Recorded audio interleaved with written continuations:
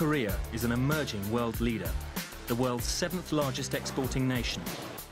They make more ships than any other country.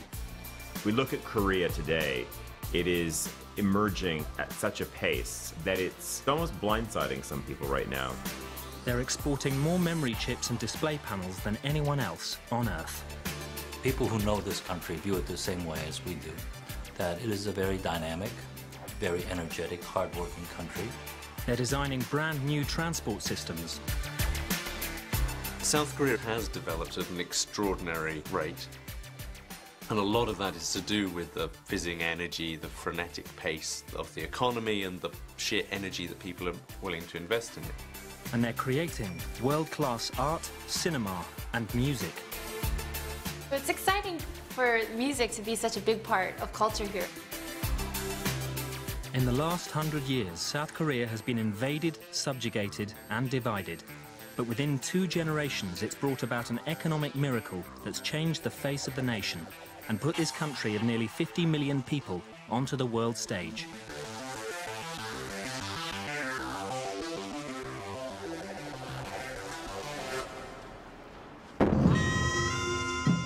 In the 7th century, 3 kingdoms came together to form Korea.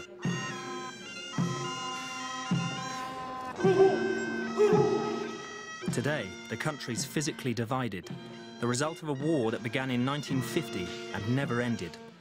The fighting stopped in 1953, but an uneasy ceasefire carries on.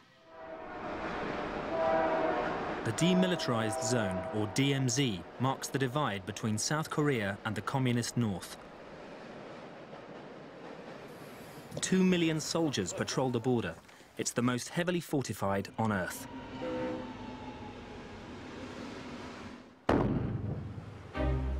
Sitting at the end of a peninsula, South Korea is the size of Kentucky, with Japan to its east and China above North Korea. In less than 6 decades, South Korea has risen like a phoenix from the ashes to become an economic powerhouse with ambitions to match. On the international stage, it's hosted an Olympic Games, co-hosted the World Cup, and in 2010, it became the first Asian nation to host a G20 summit. President Lee Myung-bak welcomed the world's leaders to discuss economic and social issues. 구체적인 성과를 도출하기 위해서 노력할 것입니다. In the United States, where we're on track to cut our deficit. It put his country at the top table of international politics and highlighted the differences between the 2 Koreas. Koreans by nature are optimistic people. We couldn't have survived the war and the poverty had we not been optimists. But I think with one big caveat, that we have a huge challenge looming over the horizon that most of our peers in the G20 don't have. And that is the challenge of what to do with North Korea.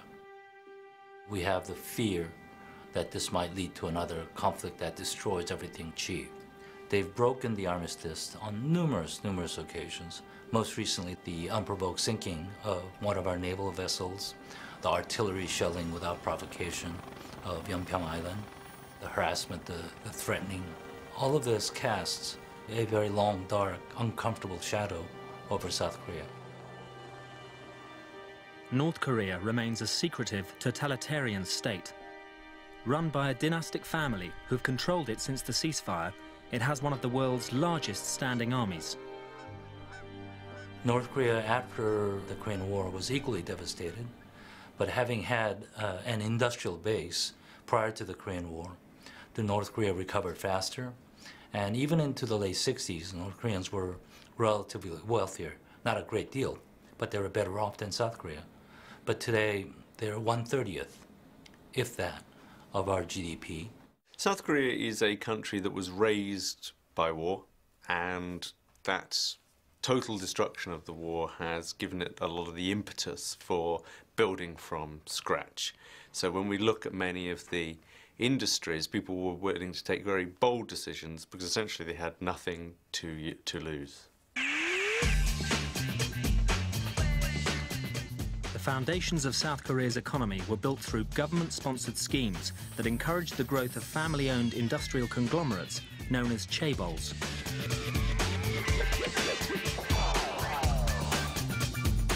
Two of the most globally significant chaebols that have dominated the country's economy are Lucky Gold Star, or LG as it is today, and Samsung.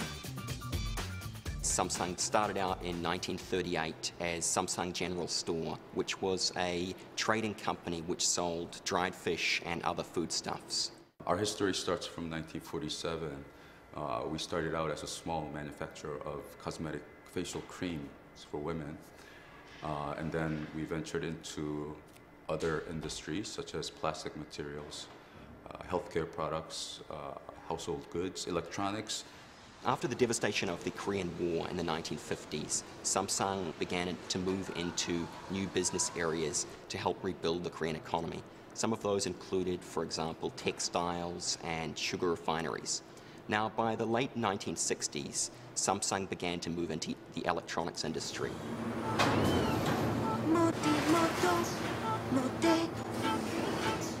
Hyundai is another of Korea's top chaebols. Its founder, Chung Ju-young, was born into a peasant family. He typifies the post-war breed of South Korean entrepreneurs. He went on a whirlwind tour of Europe. He first of all secured a set of orders from the Greeks that if he were able to build a shipbuilding industry, then they would buy ships from him. Predicated on that, he then travelled to London, where he met a, first of all, rather sceptical Barclays Bank and told them that the Koreans would build ships. And something about the charisma of the man persuaded Barclays that they should fund his project. And from nowhere, he went back down to the small fishing town of Ulsan, built dockyards, started building ships, and before long, the Koreans were the biggest shipbuilders in the world. South Korea is still the world's biggest shipbuilder, and this, the Triple E, will be the world's biggest ship. South Korea is making 10 of them, costing $1.9 billion.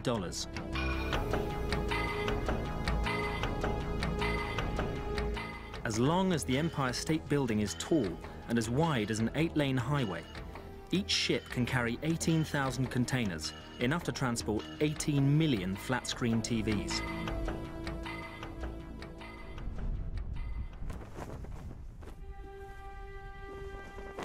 While the economy has grown exponentially, South Korea's political journey toward democracy has been more tumultuous. A combination of military rule, dictatorship, corruption trials, and assassination has dogged the country. The effects of this political instability can be seen even today, when its parliamentarians disagree in a spectacular fashion. South Korea's industrial rise has been less volatile, but no less challenging. Heavy industry and labor-intensive industry like textiles were the nation's mainstay in the 1970s. But its neighbor Japan had an unbeatable reputation for cars, electronics, and desirable gadgets. South Korea wanted what they had. In the early days, it's got to be admitted that Korea had a rather shady past in its relationship with Japan, that over the weekends, Japanese technicians would make a bit of extra money by coming over and selling secrets to the Koreans. Korea became a master of the copycat technology, but that doesn't mean that it isn't innovative. It becomes very powerful at using its control of management, of costs, of production systems, to be a very powerful, what it calls fast follower. The speed of South Korea's catch-up in the 1980s was meteoric. It became one of the tiger economies of Asia and a magnet for money. Investment in the economy was huge, both from abroad and at home. But by the late 1990s, the relationship between the banks, the chaebols, and the government created an investment bubble. In 1997, that bubble burst, and South Korea was bankrupt. The Asian financial crisis of the late 90s was very tough on Korea. About 20% of the large conglomerates failed. Many of the others were in tough financial condition. South Korea needed a $58 billion bailout. The International Monetary Fund stepped in, but wanted to change the cronyism that had helped create the crisis. South Korea had survived occupation and war to become one of the world's leading trading nations. Could they do it all over again?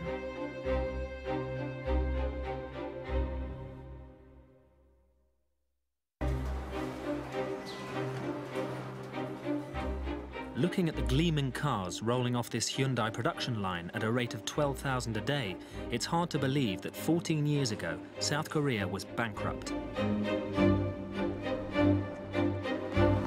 Back in 1997, to save their country's failing currency, 3.5 million Koreans donated jewellery and 227 tons of gold, which drove the global price of gold down to an 18-year low, but helped raise more than $1 billion and demonstrated how determined the whole country was to rebuild its fortunes. There is a sort of esprit de corps, I have to say, and there is a very strong Korean national identity. This monument symbolises the suffering of Korean families who can't return to the north since the ceasefire. This country has come so far so fast. It has to do with the separation of other Koreans on the peninsula. And it has to do with the sort of yearning to create a greater Korea, a greater presence on the world stage. So I think that's the driving force. The International Monetary Fund's $58 billion loan to bail out the country came with provisos.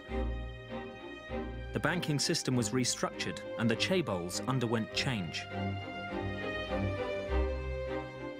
Hyundai was at that time part of a larger Hyundai group that was diversified enough that even though it had problems, its survival still looked pretty solid. And in fact, realized that there was a good opportunity for acquisitions. That was the time that we were able to buy half of Kia, which at that time was the second largest automaker in Korea and was in real danger of failure. Buying Kia and the reorganization that followed the economic crisis took Hyundai from a car-making minnow to the 5th largest in the world. It's all a long way from the company's first car, the Pony.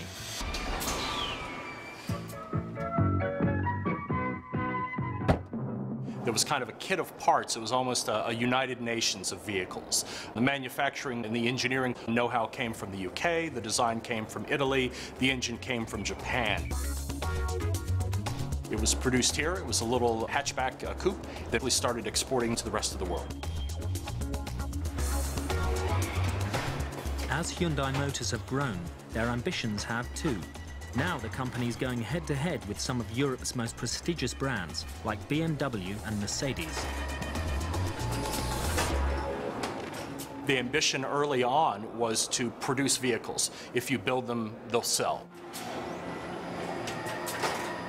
We found out pretty quickly that if you build too many, you can get out ahead of your quality process. And so in 2000, we really retrenched and said, we're not going to focus on volume anymore, we're going to focus on quality. And spent the past 10 years reassessing what success meant. We think now success doesn't necessarily mean being #1. The goal now is to try and be the world's best automaker, and honestly, if we do that, the rankings will come on their own. When Samsung had problems with quality control, they chose a different way of dealing with it. In 1995, when a fault was found with some of the cordless phones produced at our Gumi plant, the chairman ordered about 2,000 executives together for a ceremony. And at that ceremony, these cordless phones and other devices were destroyed in a ceremonial way. And this was really done in order to emphasize and signal a real shift in the way that we approached quality management. Hyundai believes their success is due in part to improved products, but also understanding local markets. One of the ways that Hyundai Motor has really assured its success globally is relying on the expertise in local markets and not necessarily putting a Korean imprint everywhere around the world. It's an intensely pragmatic culture and pragmatic business environment. When the global downturn hit in 2008, Hyundai America came up with a radical idea to get US citizens to buy Korean cars. We created something we called the Hyundai Assurance Plan, and we basically said, if you buy a new Hyundai and you lose your job, you can give the car back. And the truth of it was, we didn't get many cars back, but it created a great deal of goodwill. The following year, Hyundai took on rival Toyota, cheekily offering a $1,000 trade-in in the US during the Japanese car giant's woes. And it worked. Hyundai increased its market share. South Korea's hunger to succeed enabled it to pay back its IMF loan 3 years early. And by 2004, it had joined the trillion-dollar club of world economies. I think globalization is inevitable. We've known that the world economy grows faster by interdependence in trade. If that is the paradigm, then for those of us who see ourselves as more advanced economies, have one goal: to climb the value-added change. South Korea now has 10 companies in the global Fortune 500, has recently ratified a free trade agreement with the EU, and is close to doing a deal with the US. Samsung's home market of Korea is relatively small, which means that our growth is really outside of the country. So today, more than 90% of Samsung's revenue is generated in exports outside of Korea. One of the impressive things about South Korean industry is its ability to forge new markets very quickly, particularly being bold and going into areas where other investors, and particularly their rivals, sometimes are a bit fearful to go. And if you take a company like Samsung Electronics, it's the second biggest individual exporter from China. So they've certainly moved into these regional markets. As soon as they can see an opportunity, they'll move into it. In 2009, Samsung's profits were double Japan's 9 major consumer and industrial electronics companies combined. In 2010, Samsung posted record sales, putting them ahead of Hewlett-Packard and Siemens. China is one of our most important markets today. It makes up around 16% of our global revenue. Obviously, with the growing Chinese middle class, there's a lot more demand these days for premium electronics products, like our flat-screen TVs and smartphones. In 1990, there was only one flight a week between South Korea and China. By now, there are hundreds of flights each week. Now the push is more gravitating towards Vietnam and Indonesia. These are, again, tough markets. And the Korean background, coming from a nation raised by war, has created very bold leaders who like the idea of slightly tough, hard-to-work-in environments. And they're more willing to go there than, say, Japanese companies that can be more wary. If an American company opens a shoe factory in Indonesia, the Koreans will move there within months to build up a shoe factory to compete with it. In other areas, they are just being bold. At the moment, they're even looking at real frontier markets like Cambodia. So they're looking to build the first really big international airport in Cambodia, real estate, leisure there. They're outstripping the Chinese at the moment in the amount that they're investing into Cambodia. They're the biggest expatriate community in Indonesia. So they're really on the march in these kind of frontier markets. By 2009, South Korea was the world's 9th largest exporter. In display panels, memory chips and shipbuilding, they ranked #1. In mobile phones, 2nd. Cars, 5th. Petrochemicals, steel and textiles were all in the top 10. But there are new global markets in South Korea's sights, the so-called soft power service industries. These are not factory but city-based, and they need highly educated individuals to create new wealth. Can South Korea Inc. become a world beater here as well?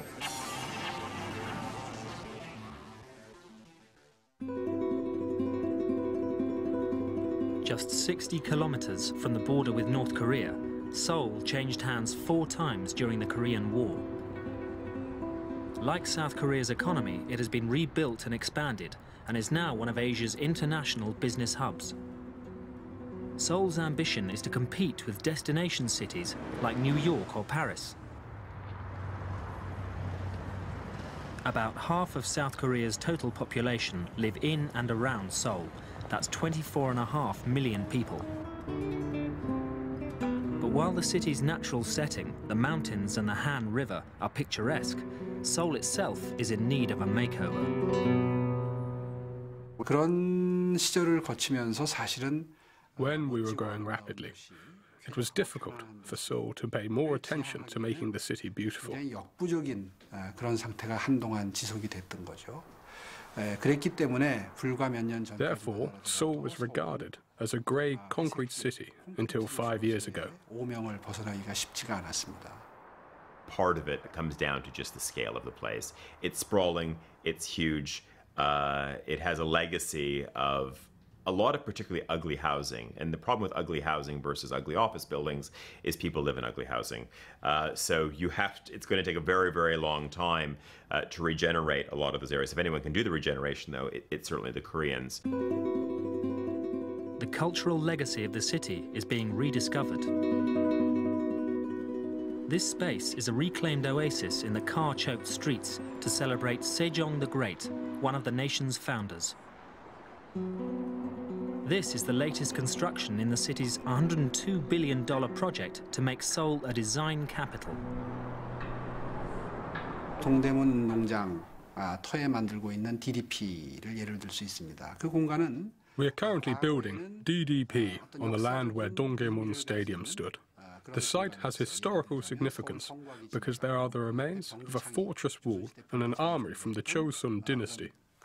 공간인데 This landmark building will house design-based businesses and become the fashion hub for South Korea. The site it sits in will be a green space in the city. 야구장과 축구장으로 쓰이던 공간인데요. 과감하게 We made a far-reaching decision to tear down the two stadiums and excavate the site to reveal our history from centuries ago. 되살려서 지금 역사 문화공원으로 만들어놨거든요. 그리고 거기에 이어 Now there is a history and cultural park of Seoul. 이 건축물은 지금까지 구현된 적이 없는 아주 Above the park, we are building a design plaza. We have employed cutting-edge architectural technologies to build this innovative design. 건축물이 지금 만들어지고 있습니다. Something else Seoul is determined to change is its traffic problem. South Korea wants to become the world's 7th green power within a decade. KAIST, the Korean Advanced Institute of Science and Technology, are developing a transport system to help them achieve that goal. OBZURV, the online electric vehicle. The prototype buses and cars take up power magnetically from electric strips buried in the road.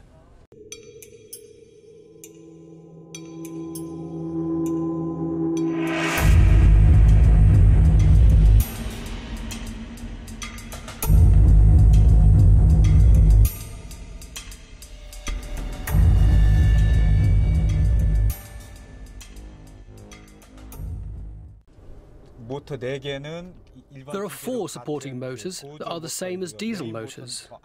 The main motors sit at the back of the engine compartment. This black box is the battery. The size and cost of this battery is only a fifth of other electric buses' batteries.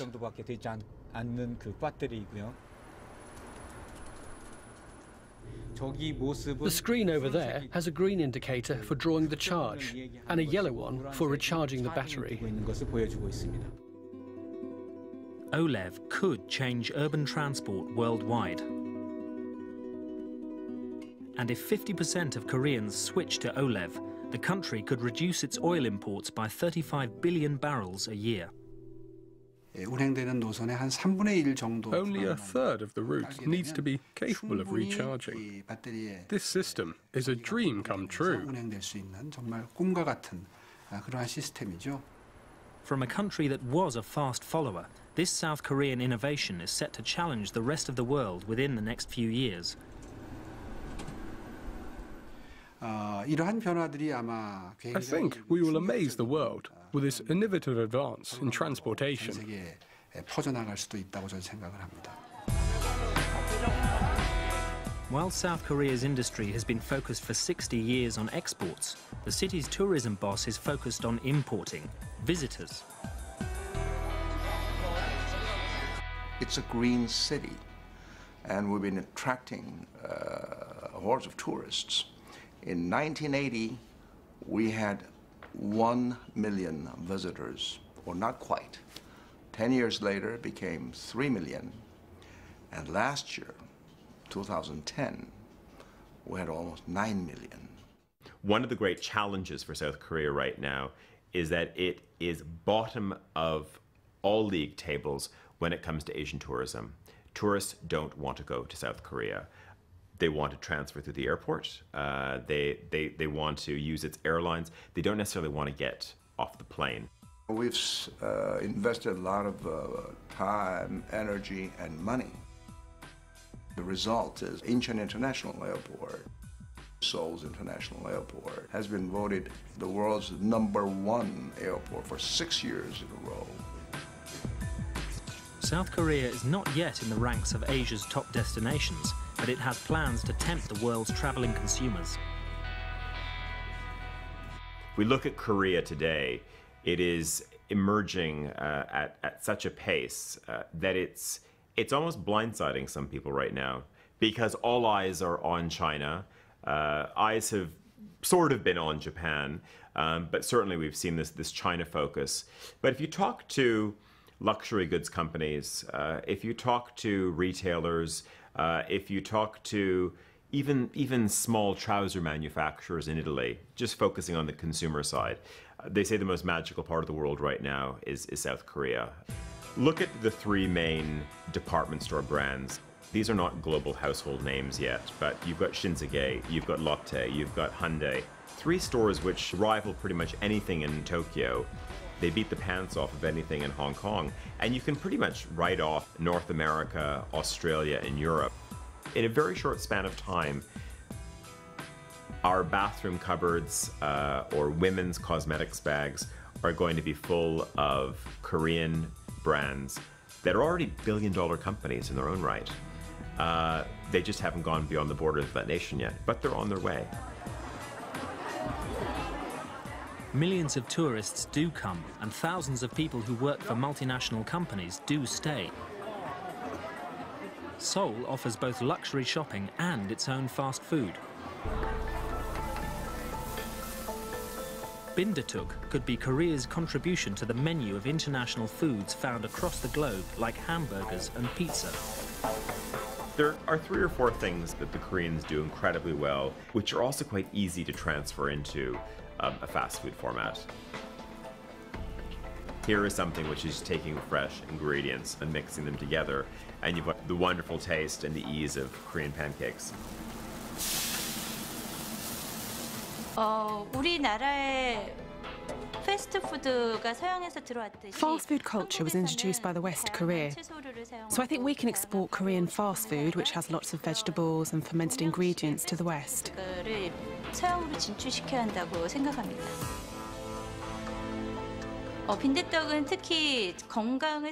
think bindaetteok is particularly good for health-conscious Westerners. It's because it's made of mung beans. It's a mixture of ground mung bean, pork, kimchi and vegetables. So it's low-calorie but nicely nutty in flavour. Brand South Korea is becoming more of a reality, and Seoul is its shop window.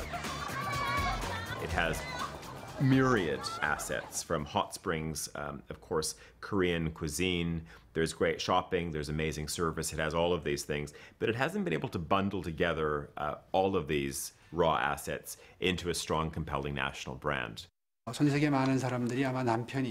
When people are asked to relocate for work to cities like New York or Stockholm, lots of people think this is good news.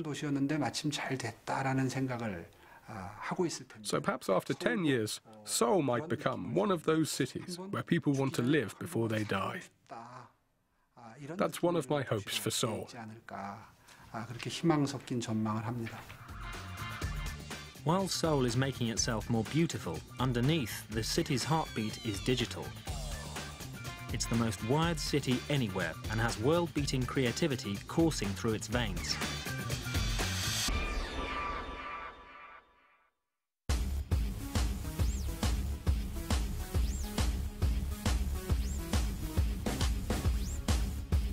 Korean pop, K-pop, has taken Asia by storm, and now its stars are becoming big in the West.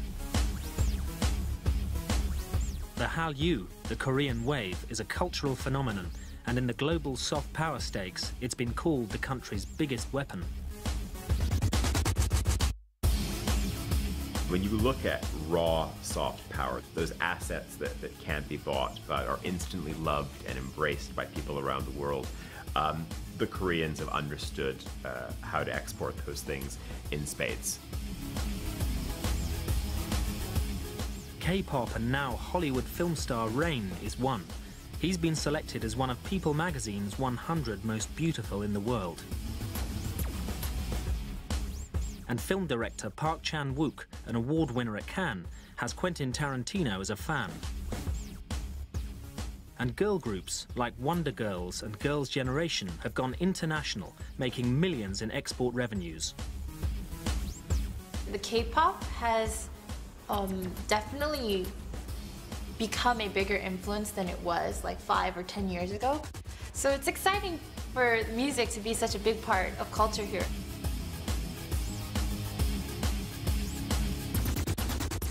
Thanks to the internet, you know, not just Asia, but all around the world. So it's been globalized, and I think a lot of the fans around the world are enjoying the Korean music because it's easier to reach to, and it's entertaining. When you talk about exports, what gets out there quickly? What gets out there quickly in a wired world? Well, then we're talking about film, and we're talking about music, and we're talking about television. As well as K-pop, Korean soap operas, miniseries and films have won a huge following in Asia and across the world. Lee Byung-hun, star of Hollywood's G.I. Joe, has joined the ranks of other famous Koreans like Daniel Dae Kim and Kim Yoon-jin from US TV's Lost. And Koreans are making an impact in sport as well, like Olympic skater Kim Yoo-na, golfers KJ Choi and Pak Se-ri, and footballer Park Ji-sung, who plays for the world-famous Manchester United. I think the great appeal of South Korean culture from a pop culture point of view is, it sounds odd, but it's neutrality. I mean, the Koreans have become the acceptable, loved face of Asia. So if you are in Malaysia, you happen to love these Korean pop groups. You know, if you're in Japan, you love those dramas. And if you're in Thailand, you like those actors and actresses. It's not only mass culture that has surfed the Korean wave.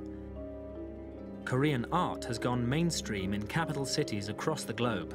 The renowned Saatchi Gallery will show only Korean art when the 2012 Olympics is in London. Historically, South Korea is more worldly because its people are part of the cultural exchange. I think if you look at the current creative boom that's coming out of South Korea, it's benefited from two things. One is the enormous Korean diaspora around the world, and that's Koreans in Australia, the US, Canada, the United Kingdom. I think the other side, though, is education, just the sheer number of Koreans who go abroad to study. And what that brings them is a number of things. It's just exposure to different markets. You know, it delivers an understanding of how other people think, what makes other consumers tick. Per capita, there are more South Koreans studying in America than from any other country. In the 60s, during South Korea's political unrest, hundreds of thousands had emigrated to the US, but now many Korean Americans want to come back. Many of them settled in the US, and we now even have hundreds of thousands of young people in their 20s and 30s in the US who are very Americanized, somewhat global, who want to come back home. And many try, but they find that the market here is extremely competitive because the Korean youngsters have in the meantime become far more globalized than their Korean American cousins who are insular, relatively speaking, who grew up in the US. This is a very interesting development.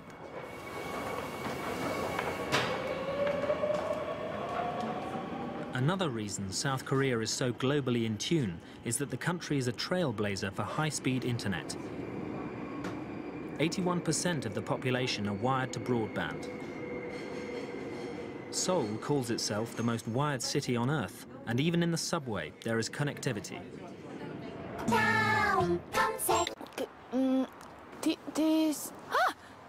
We are here. Daum, meaning next, is South Korea's favorite search engine and social networking site. 4 out of 5 are registered users.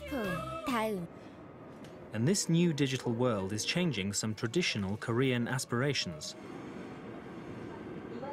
과거에는 이제 한국에는 그런 풍습이 있습니다. 그러니까 돌 첫 번째 생일이 되면 Traditionally, on a Korean baby's first birthday, it's encouraged to pick up something from the party table. 아이가 그것을 잡게 합니다. They put out things like money. 봤을 때 그 아이의 미래를 같이 점치면서 이제 축하해주는 가령 예를 들면 아기가 이제 돈을 If the baby selects money, it will become a business tycoon. 축하를 해주는 것이 있었는데요. Recently, parents have started putting down a computer mouse, so if the baby picks it up, they'll succeed in IT. IT 업계에서 이제 큰 일을 하게 될 것이다. You see, the internet is so widely used that it's even changing our traditions. 인터넷이 사람들의 생활 속에 녹여들면서 사소한 풍습들을 바꿔나가는 걸 볼 수 있습니다. Small IT companies are multiplying fast in South Korea, and young people are attracted to their different way of working. 이제 그 소위 좋은 대학을 나오고 이렇게 실력 In the past, graduates from the top universities wanted to work for chaebols, but now they want to join IT companies, where they can work on their own initiative, unlike at the big companies. 이러한 흐름들이 아마 그 I think this kind of shift will slowly change the working cultures in Korea. 생각이 됩니다. It's not just how people work, it's changing who works. A high percentage of the industrial giants, the chaebol's workforce, is male, and an even higher percentage of men fill the top jobs. But in these new industries, things are changing. 특히 이제 고위직으로 왔을 때, 그러니까 팀장들이라든가 이런 식으로 이제 There are lots of women in senior positions in IT, and the ratio of men to women is 50-50. 반반이 될 정도로 많이 있고요. 이런 것들이 This is a very new working culture in IT, and many Koreans in high-level jobs find it odd. 신기하게 생각하는 한국의 문화고. What's happening in IT reflects a change in South Korean society. Some of the old ways are being challenged by the young. And the chaebol system is more than 60 years old. The problem is the chaebol system is very strong. So if you get a dynamic little middle-order company, it will either get broken down by the chaebol in the sense that it's a supplier to the chaebol, so the chaebol will start to demand tough terms from it and it will feel pressured financially. On the other hand, if it's doing really well, a chaebol will just buy it. Young South Koreans' priorities are different to their industrious parents and grandparents who worked long hours to raise their country into an economic powerhouse. And soft power is accelerating the speed of that change.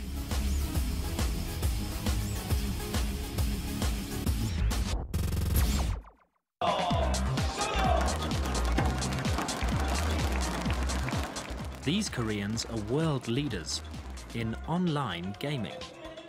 They're e-sport players, competitive video gamers, and in South Korea it's big business.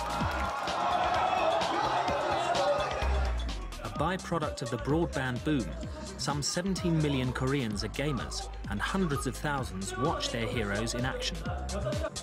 E-athletes pitch their skill at obliterating opponents, whether they're in the same room or across the globe.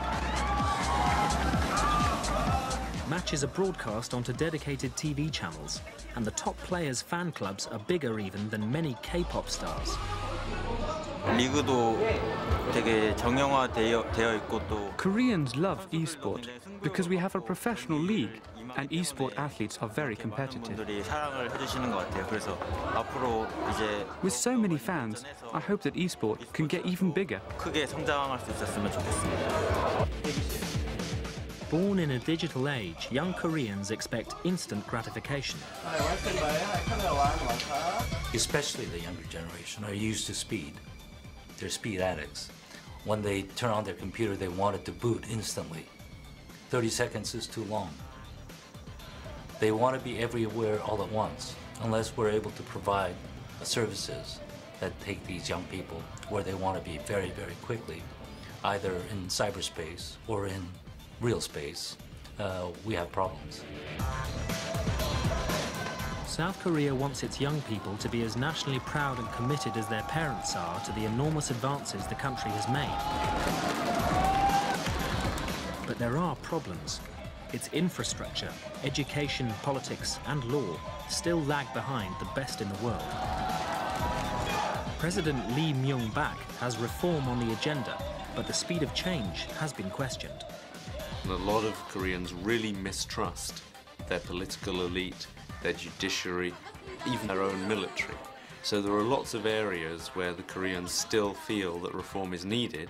The problems are very clearly diagnosed, even by the government itself, but they feel that there's only very, very tepid reforms being pushed to try and change those institutions. Socially, there was a great deal of pent-up resentment at government policies that didn't seem to provide for increasing amounts of welfare for the population as a whole. That is changing. The Korean government's public welfare budget has increased dramatically in the last decade and a half, where today it takes up the lion's share. This big industrialization, though, does have a dark side to it, because although Korea could be incentivized to work like this, it became almost a compulsive working society. People became addicted to their work, and in many ways they still are. In modern era, one expression has become synonymous with Korean character, 빨리빨리. It's a hurry, right? It's been a hurry culture with its positive and pejorative connotations. I think we have learned from this. A lot of these things we have achieved in such a short period of time is because of the hurry and 빨리빨리 culture. For Korea to move forward in some ways, it needs to take a step back.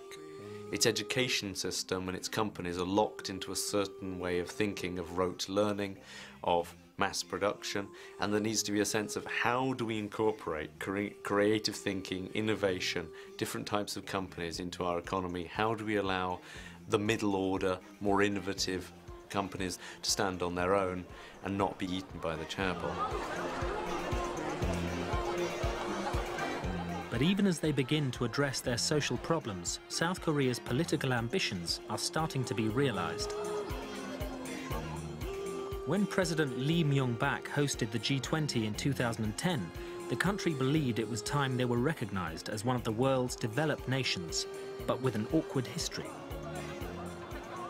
Because of North Korea always sitting there looming on the border, South Korea has always wanted to be known for, first of all, its democratic triumph and throwing off a military dictatorship at the end of the 1980s that then was almost celebrated by the Olympics. Then, later in 2002, we have the World Cup shared with Japan, which they saw as another great coming out festival, which again so upset North Korea that they tried to upset it with a naval battle off the coast at the same time. And then, more recently, last year, we had their presidency of the G20. At the G20, the South Koreans presented an initiative suggesting a different way to give aid to underdeveloped countries. And the head of the IMF praised Korea for its intellectual leadership.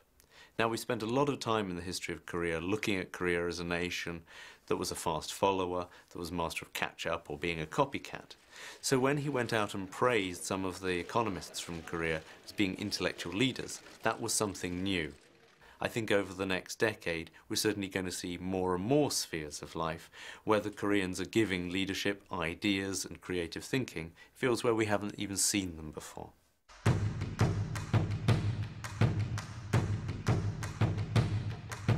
But South Korea remains only half of a nation that has existed since the 7th century. Could it be in this century that it unifies with the North? There are many optimists who think that the unification could actually be the shot in the arm that the South Korean economy has always needed.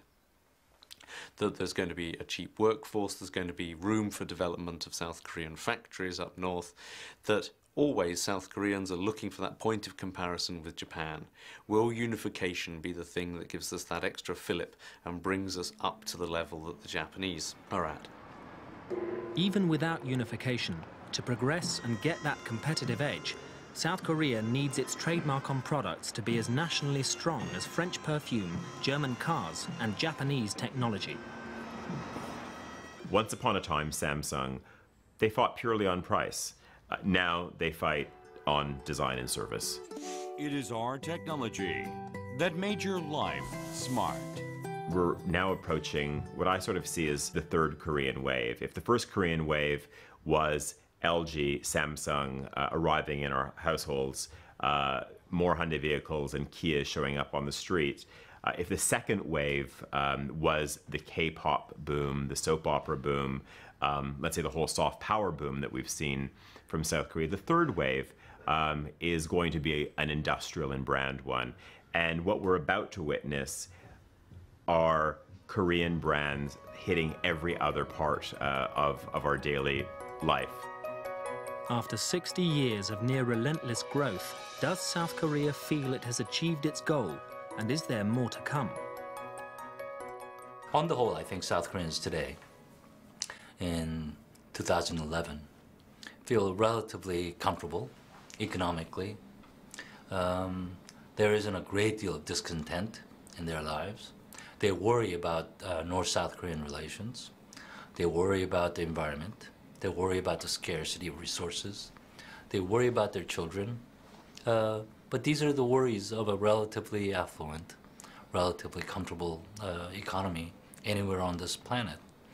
The only distinction, I think, is that the Koreans may be still a bit more hungry than the wealthier European countries or North American countries. Now is an interesting time to be Korean and see how well South Korea can fulfill its promise of great things to come. Everything points to a vibrant country that has married the best of both Western and Asian culture in a free market economy, and it could well make South Korea the nation to watch.